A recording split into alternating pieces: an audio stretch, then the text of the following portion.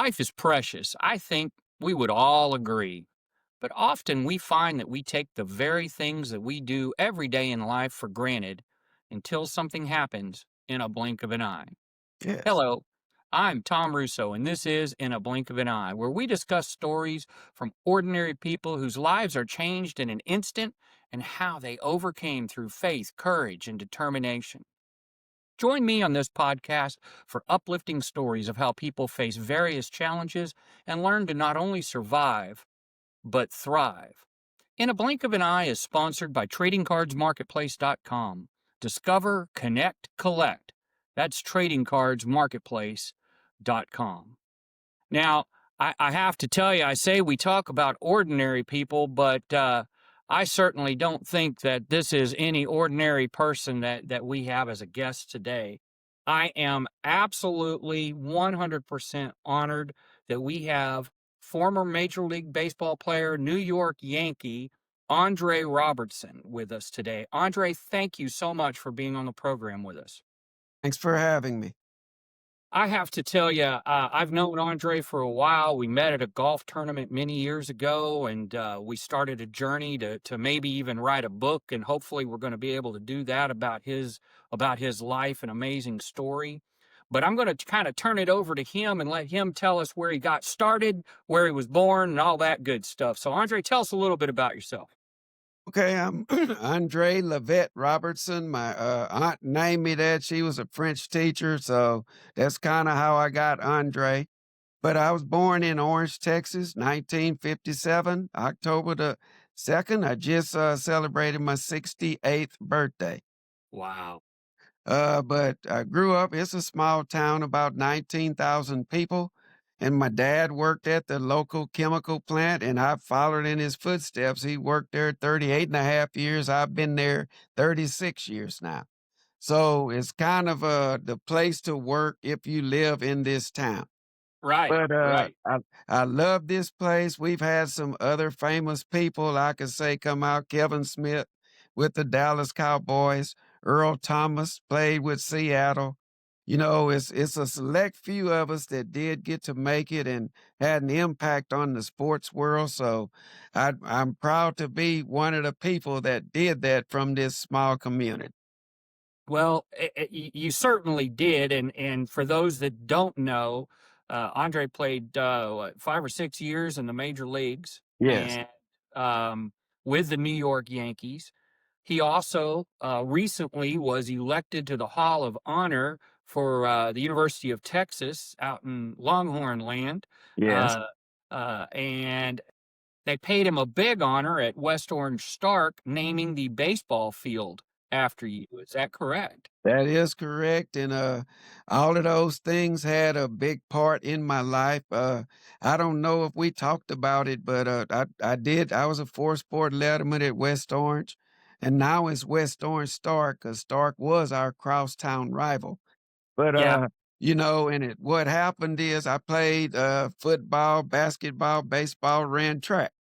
So I was also a band member. So what I was told by the time I got to the ninth grade, I'm first chair trombone player. I still have that here at my parents' garage.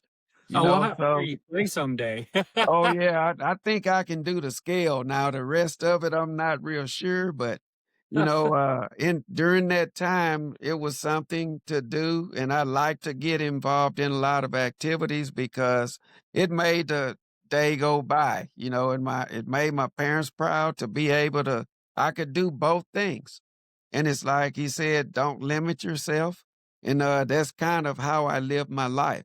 So it's but I did get an ultimatum when I got to the ninth grade. It says you're either gonna play that trombone or you're gonna play sports, and I think I picked the right option. I think you probably made the right decision. I Yeah. don't know. You may have been a world class trombonist too. I don't know. I wouldn't doubt it, knowing you. But I will tell you, uh, I heard a story. You're going to have to verify if this is true. When you went to the University of Texas, you actually thought about going out for the football team, and you walked in and you saw the size of Earl Campbell, and you said, "I think I'm going to stick to baseball." Is that correct? That's right. I was actually in Austin for the state track meet, and, I'm not a big person, at the time I played, I was 5'10", probably 165 pounds. Well, that's how they recruited me. I was there for the state track meet, and I actually finished 3rd in the high jump. I'm 5'10", I jumped 6'7", ended up with, the bronze medal, and if I could have done that Fosbury flop, I may could have gone higher. I just ran and rolled over the bar, so So you did it the old school way where you I lifted I guess your left leg up and kind of went back over, well, the right leg. or your right leg. Okay, all right. I am still here. All right, Okay, there we go. But there we yeah, go. jumped and rolled over they recruited me at the state track meet, so I went over to the football stadium, walked in the weight room. First person I saw was Brad Shearer. He won the Outland Trophy that year. He was a big Right. lineman. No, he's 275, which is not big at all, but when I Back went then it down was. right, and when I walked down a little farther, there was Earl Campbell, and this man's thigh was bigger than my waist, so, it was a kind of humbling experience, but it's one those type things I'll never forget. And it made you say, you know what? I think I'm just going to go play for Gus out on the baseball field. That is true because if I tried to tackle him, he probably would have stumped a mud hole in me. But we became we became friends when I was there because what a lot of people don't know, I was the first, they say African American or black baseball player on a scholarship at UT. So he was the big football star, so we kind of connected on that level and used to go out and watch kung fu movies, and we both liked it because they do this stuff like, "I'm gonna get you right now," you know, that type stuff. So we kinda connected on that level just being athletes, and it's kinda same now, because I've connected with the NFL and the NBA alumni associations along with MLB, so I've gotten to know a lot of great people, and it's been a very good ride. Well, that is truly amazing, you talked about being the first African American scholarship player at University of Texas. It seems to be a theme with you all throughout your career. Weren't you one of the first African Americans to play in your little league in Orange, I was. That and is one of the true. first at the high school? Right, And I've tried to do my research, and I haven't been able to verify this, but as best I can tell, you were the first African American shortstop that played somewhat regularly for the New York Yankees. I mean, in the house that Ruth built. right. What what an amazing journey, Yeah. just unbelievable. Think I was just the right person to be picked to do these things because I never had any issues when I was at UT, and we're still lifelong friends. In fact, I think in a couple of years, my roommate's going to be the one to do my knee replacement for me. So that's Oh, like I said, it's coming back full circle on a lot of different things. well, I got to tell you, I also know firsthand from firsthand experience, you're one heck of a golfer too. I know that firsthand because you whipped me soundly when we played. Well, I don't think I can beat Steph Curry or anybody like that now, but I hold my own and I still can hang with some of these younger kids that think they can outdrive me. So, You know what? I have no doubt that you could suit up right now and go play any sport. I have absolutely no doubt. Let's fast forward to your major league career. So you're with the New York Yankees. I think you came up in '82. well, Um, actually it was 81. okay, I played, that's the year that I played in AAA was the International League All-Star shortstop. They brought me okay. up at the end of the year. First game was in Minnesota. I didn't play. Oh yeah, That young man. that's it. My rookie card with Steve Balboni and Andy McGaffigan. So I we I I used to own a sports memorabilia store, and I have a very extensive Andre Robertson autographed card collection that you helped me out with here, oh going through your career here. I got a story about that card. Do you? Yeah, well the other one. The '84? When I was running, Okay, they said famous one-legged baseball player Andre Robertson played for the New York Yankees. And then the grand finale, the 1986 card there. Right.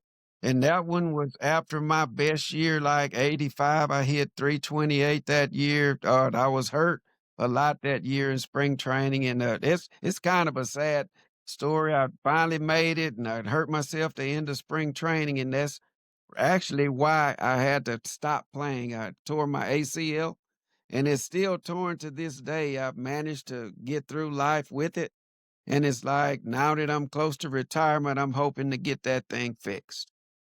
Well, I'll tell you, I know during your playing days, again, I interrupted your story of coming up in '81 when you were International League Player of the Year, but you made it to the New York Yankees, and you played with some incredible players there. I mean, you played.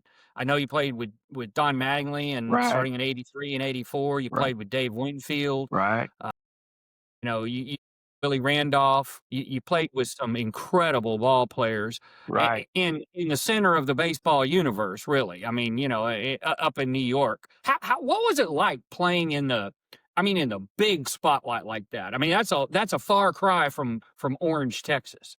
That's right. And my dad taught me certain things, and I just wore my cap so low I could only see the first row. So it was almost like playing in high school. So it didn't matter who I was playing against. And, like you mentioned some of the players, but it was Reggie Jackson's last year, Dave Winfield's first.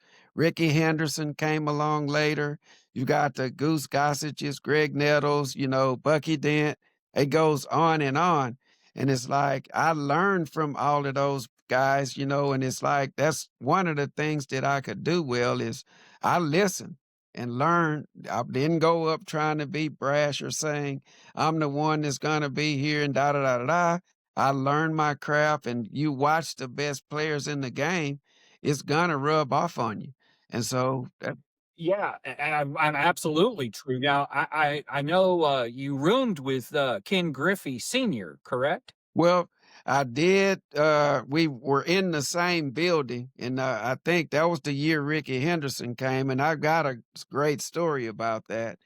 Oh, I got Because to hear it. okay, well, we all stayed in the same building. It was across from New York. So we were in there and I said, "Man, this is a very expensive." I had a one-bedroom apartment, but it was nothing in it. So Ken Griffey, who was a star in himself with Cincinnati Reds, same thing. He said, "Yeah, boy, I got the same thing." Well, Ricky Henderson was just getting there, he said, "Well," he never really called your name. He made up stuff. I was Ani, there was Griffo, and stuff like that. We said, "Well, y'all, let me tell you." Says, "I got a one-bedroom too, but it's completely furnished, carpet, water wall carpeting, and the best thing about it, I could look out my window and see the entire state building." And we were like, so Griffey says, you mean you can see the whole building?" Because he did not call it empire. It was the entire state building. So those Is it type true things. that he referred to himself often in the first part, Oh, like he called himself Ricky all the right. time? Well, I can tell you that story too, because one day we went to the park and I saw him. He wasn't dressed. I say, "Ricky, what's up?" He said, "Ricky Henderson not playing today." No, I said, "Really?" Yeah, George owes me something. I'm not playing. So we go through batting practice and infield. He still isn't dressed. So I said, "Rick, you sure you're not playing?" "I told you Ricky Henderson's not playing today." So we go bang after infield, the game starts. He's out there dressed, happy as can be, running with the fans, went 4 for 4, stole 4 bases, got 4 hits. And it's like George had owed him an incentive bonus. I think it was like $135,000. So he said Ricky Henderson gonna play today, and he had a game out of this world. When he was happy, in my opinion, of the people I played against, he was one of the best at doing what he did than anybody I'd ever seen. I was glad he was on our team because when we played against him, he just gave us fits. Isn't that amazing? Now, So that was one of my questions was who was one of the best players you played with? Who was one of the toughest pitchers you ever faced? I faced, Dave Steve, and they had the stats on that. Toronto. Right, and I'm like 0 for 7. I didn't even realize that, but I never got a hit off this guy. He threw that sinker slider combination. Wasn't a big guy, but he knew how to throw that ball around the plate. Now, I'm not saying I struck out a lot, but I didn't get any hits either. You So, didn't get on base. I did not. So, but one of the guys I faced Nolan Ryan in '89 when that was my last year I was with Texas, and it was a simulated game. He would and Jim Sundberg was catching. He was telling me what was coming. So he threw a fastball, I hit it out, and, he didn't like anybody to hit it out on him anyway. Well, so I wasn't not trying to do it anymore, but, when they went to the other actual part of the game, they did not tell me what was coming.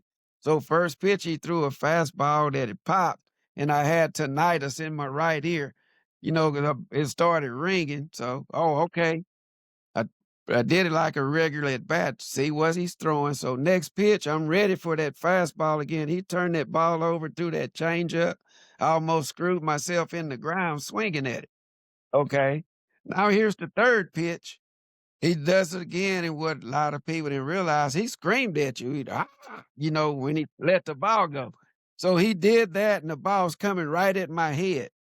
And that thing, it looks like it fell off the table. What a lot of people don't know, that curveball he had, when he was getting that over, that's when he threw those no hitters. Cause I ran, I ducked, and I could see the ball right in Sundberg's glove, right down the middle of the plate. I'd have been many of those 5,000 strikeouts. That's all I could. My gosh, that is gold. That is solid gold stuff. Right. Now now tell me, I've got to hear the story. I've heard it before, but I want you to share it with the listeners.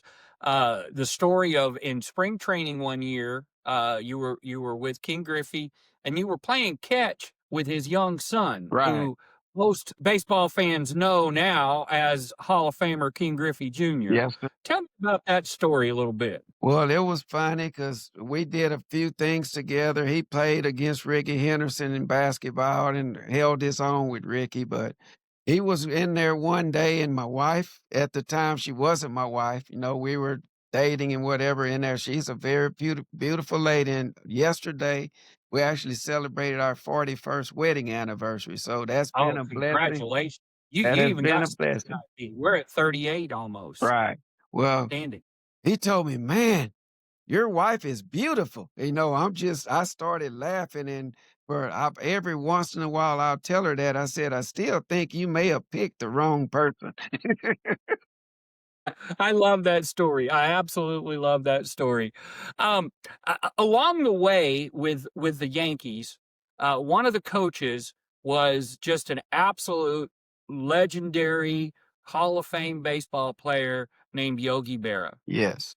And I know that you and Yogi kind of had a special bond. Tell me a little bit about that.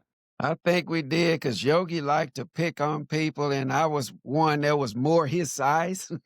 I think I had him about 2 or 3 inches, but he called me Shorty, looking up at me all the time.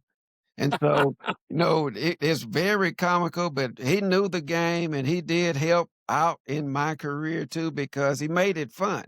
And that's kind of how I approached it. And I think that's one of the biggest assets I had. I knew I could play the game. Made it fun. I did not worry about pressures coming from up above or anything like that. I pulled that cap down. I could see myself, the pitcher hitter, hit the ball to me, and I kind of made a statement like, you make a right turn at first base, and you carry that blank back to the dugout." And that's kind of how I played the game. It was fun for me. It didn't do all the business or whatever, but Yogi was always having us laughing because one of the big things he said for us, we had played a game, kind of gotten beaten spring training, sweating. So we had to run wind sprints. You do those after the game, but he was going to make us do a lot of them that day. I guess we didn't play real well. So he says, okay, you guys, we're going to run now. So the thing is, he says, what I need you to do is pair up in threes. Well, we didn't have to run that day that was one of the actual sayings I heard. Everybody just fell out, started laughing. He said, "Oh, you guys just go in." Well, Hair up and I green. got a treat to show you here. Uh, I'm a big sports collector, and I got the opportunity to meet Yogi one time, and I got a jersey autographed by him. Awesome. He was so gracious. He was such a wonderful man. I also got a ball signed by him and Don Larson, Right. Oh, okay. from the perfect Perfect game at the game. World Right. Series. That's But awesome. I knew he was very special to you, and sports is just in my blood. I never had the skills that you had, but I've been around sports my whole life, and so I could talk baseball stories all day long. And I know another game that happened during your career was the famous Pine Tar game. Right.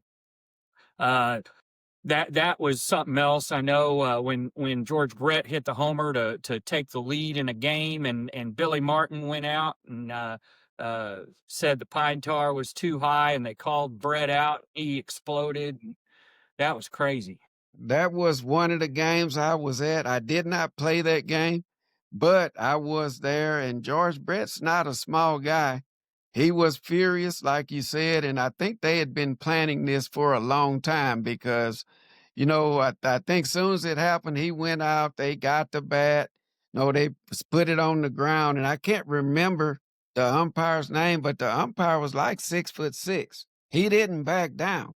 But Brett, they had to hold him back, and I said, that's the kind of fire you want in players, that because 'cause they're Right. trying to be in that game, and, he hit that ball off Goose, and I mean, it's like, bam, and that can lead to another story for me too because, after that game, it was called off, and we had that Pine Tar game.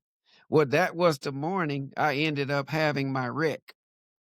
Well, So and we're gonna get to that because I know that's a big blink of an eye moment for you. right. What one last baseball story that I got to get in there is I got to hear some story about Billy Martin Okay. because what besides the Pine Tar games, what's a Billy Martin story you can tell me?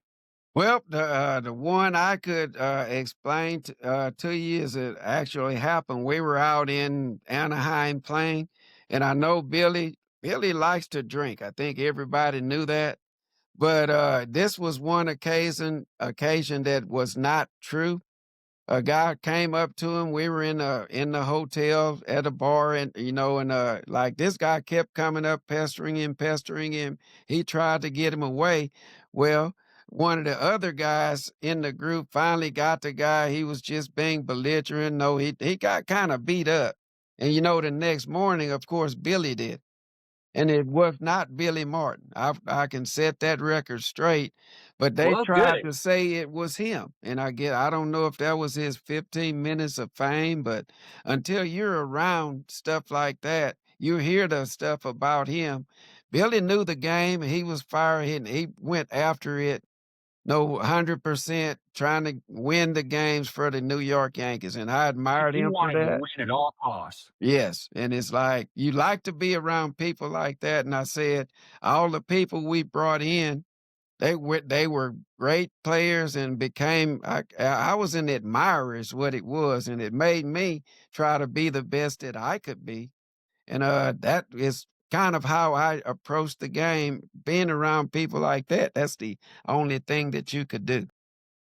Absolutely, absolutely. I had the good fortune of way back when on my 40th birthday, my wife got me a tour of old Yankee Stadium. Mhm. Now they're playing new ballpark. Right.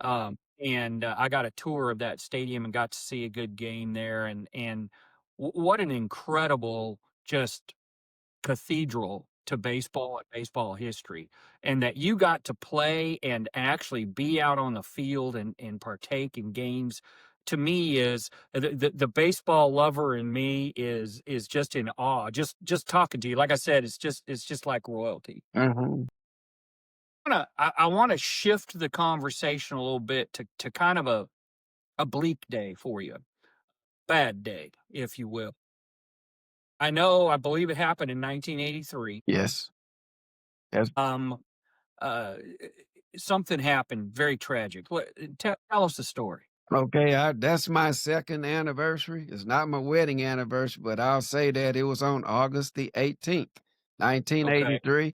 Had a friend of mine come up from Texas. She was a cheerleader for UT, so we knew each other, and she was also the girlfriend of Lawrence Sampleton, who was a Philadelphia Eagles tight end. So Yeah, I we remember were that name too. and I'm like, a lot of people were thinking some stuff that was not wrong. We were really good friends. And of course, we were wanting to go out. I did not know her entire history either. It just goes to show you don't know everyone like you think you do. But decided we went to Studio 54. I know a lot of people may not know what that is, but it was a Oh, big back in old that day, that warehouse. was the place to be. Right, it was a big old warehouse that a lot of people, a lot of actresses, actors would go to get away from it all. So after that, we decided to go take a tour or go visit over there, that Statue of Liberty, the going over there and seeing that. Well, on the way, where I was on the West Side Highway, and, I don't remember everything that happened, but I ended up in the hospital. My car got flipped. She was paralyzed from the waist down, and I hated that for her, and, like, my career was in big jeopardy because I broke my neck also. So, Yeah, that and that is unreal to me that you broke your neck, mhm, and this was at the height. I mean, that was effectively your rookie year. I mean, right, you had played a little bit, but from official terms, it was kind of your rookie year, right? right. Well, I And was the actual starter. yeah, Because I played off and on, I was up 2 or 3 times in '82, besides the '81 year where I went up and actually appeared in a World Series game as a pinch runner. I wasn't a starter. We had a different player. Bucky had gotten hurt. So we had Larry Milbourne actually played in the series, and I was the backup. But '83, after I got up, I was the starter, and we were right in there for the championship, and no, I got hurt, flipped the car, had the broken neck. But the inspiring part behind it is I did not let it affect how I played. So I was in the hospital for 9 days. I think they named me Joaquin Murphy or something, so that nobody knew it was me. And they took care of me very well. But with the broken neck, I went home and I thought, well, I'm going to make it back from this because like you said, an inspiration as far as I'm gonna make it back because I had always dreamed of being a Major League Baseball player. A lot of people ask me that. How did you do that? I went to see my idol play in Houston against the Astros. It was Willie Mays. oh So, wow, that's a but good idol to have. right, and no, I got to meet Barry Bond with his dad, Bobby Bonds Bobby, coming out, and I Bobby, ended up playing with him later in the minor leagues with the Yankees. So, but to come full circle about that day is I didn't really know how bad I was hurt till I went home. I had the neck brace on. They had invented. I avoided the halo. They had made another, and everybody used to say it looked like a bird bath. No here, so but I was, reached in the refrigerator and I took out a gallon of milk and it just went straight down. I did not know it at the time, but because I was just glad to be alive, I was doing well, but that's when I found out I had hurt my shoulder, or even worse than the neck, so I had to rehab and my throwing. I used to have a pretty strong arm, but I managed to play a couple of years after that, but that's what hurt me more than the broken neck, believably, because I made it back from that, but I had trouble throwing the ball across the infield. but the fact, and I know you played second base a little bit after that, a little bit Right, more than you did short because that was right. a shorter throw for you. But what do you think internally made you just keep working to get back? Because I have to tell you, one of the things I admire the most about you is you're almost like, well, it was just a bump in the road and I had to do it and just did it. I mean, you Right, amaze me that way because most people, they have that kind of an event and they're completely different. They don't make it back. They may struggle to learn how to walk, much less, get back in a major league uniform. Right. Well, that's I took that from my dad. He said, and it's I still use that term. And he's back here on the wall behind me. I don't know. I think that's Oh, I his see him. picture I back see there. him. Yes, sir. So I'm actually staying in their house right now doing a little renovation. But what he told me growing up, and I'll tell it to everybody, and I don't know if you remember me saying this, but he said, do not start anything that you cannot finish. I love it. So I took that with everything, do not start what you can't finish. So I did not feel I was finished. And I thought I could get back on that field, and I did. It wasn't in the same shape or form that I was before it happened, but I ended up actually playing from 1983, and my last year was 1989, where I decided that was it. I was telling you about the Nolan Ryan story. I was with them, and after that season was over, well, if I'm going to be in the minor leagues, I did make it up for a week and during that year with the Texas Rangers. That was the last team I actually played with in the major leagues, and that was full circle because they drafted me out of high school. But I decided to go to University of Texas because I didn't feel I was really ready, and me going back to Texas is what got me there because I worked with Bill Bethay. He was a shortstop for the Minnesota Twins, and he helped me, and I'll tell him this to this day, he said, "No, you were the one that got yourself to the big leagues, but I never played my position in college that was shortstop, but I played second base. I learned to play, and I was a 3-year starter at UT.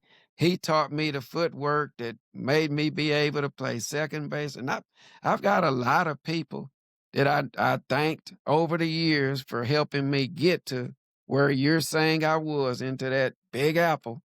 And it's like I've also told people that, and I think they deserve that. I didn't do this on my own. I had a lot of mentors and a lot of people that helped me along the way, and I still try to do it now. Like said, you named that baseball field after me in high school, and that's an honor. I didn't ask for that, and it's all of those type things. And my daddy told me be humble because the other thing he told me was don't talk about yourself. Let other people talk about your accomplishments. And that's kind of how I approach everything throughout my life. And I try to tell my kids. In fact, the thing I'm most proud of are my kids.